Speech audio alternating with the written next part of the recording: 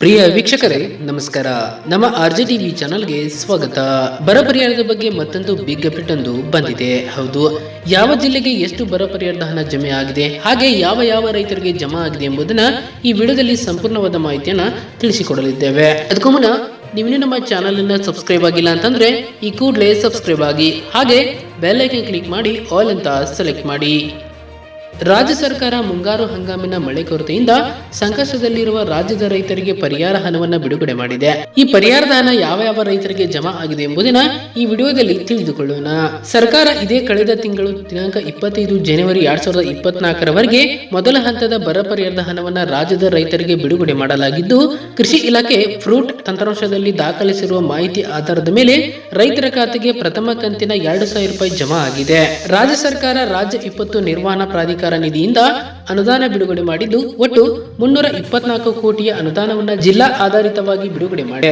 ಬೆಂಗಳೂರು ನಗರದಲ್ಲಿ 7.50 ಕೋಟಿ ಬಿಡುಗಡೆ ಮಾಡಲಾಗಿದೆ. ಬೆಂಗಳೂರು ಗ್ರಾಮಾಂತರದಲ್ಲಿ 6 ಕೋಟಿ ಬಿಡುಗಡೆ ಮಾಡಲಾಗಿದೆ. ಕೋಲಾರ 9 ಕೋಟಿ, ಬಳ್ಳಾಪುರ 9 ಕೋಟಿ, ತುಮಕೂರು 15 ಕೋಟಿ, ಚಿತ್ರದುರ್ಗ 9 ಕೋಟಿ, ದಾವಣಗೆರೆ 9 ಕೋಟಿ, ಚಾಮರಾಜನಗರ 7.50 ಕೋಟಿ, ಹಾಗೆ ಮೈಸೂರು ಜಿಲ್ಲೆಯಲ್ಲಿ 13.50 ಕೋಟಿ, ಮಂಡ್ಯದಲ್ಲಿ 10.50 ಕೋಟಿ, ಕೊಪ್ಪಳದಲ್ಲಿ 10.50 ಕೋಟಿ, ಹಾಗೆ ರಾಯಚೂರಿನಲ್ಲಿ 9 ಕೋಟಿ, ಕಲಬುರಗಿಯಲ್ಲಿ 16.50 ಕೋಟಿ, ಬೀದರ್ನಲ್ಲಿ 4.50 ಕೋಟಿ, ಬೆಳಗಾವಿ ಜಿಲ್ಲೆಯಲ್ಲಿ 22.50 ಕೋಟಿ, ಬಾಗಲಕೋಟೆಯಲ್ಲಿ 13.50 ಕೋಟಿ, ವಿಜಯಪುರದಲ್ಲಿ 18 ಕೋಟಿ, ಹಾವೇರಿ ಜಿಲ್ಲೆಯಲ್ಲಿ 12 ಕೋಟಿ, ಧಾರವಾಡದಲ್ಲಿ 12 ಕೋಟಿ, ಶಿವಮೊಗ್ಗದಲ್ಲಿ 10.50 ಕೋಟಿ, ಹಾಗೆ ಹಾಸನದಲ್ಲಿ 12 ಕೋಟಿ, ಚಿಕ್ಕಮಗಳೂರಿನಲ್ಲಿ 12 ಕೋಟಿ, ಹಾಗೂ ಕೊಡಗಿನಲ್ಲಿ 7.50 ಕೋಟಿ, ಉತ್ತರ ಕನ್ನಡದಲ್ಲಿ 16.50 ಕೋಟಿ, ಯಾದಗಿರಿಯಲ್ಲಿ 9 ಕೋಟಿ, ಹಾಗೆ ರಾಮನಗರದಲ್ಲಿ 7.50 ಕೋಟಿ, ದಕ್ಷಿಣ ಕನ್ನಡದಲ್ಲಿ 3 ಕೋಟಿ,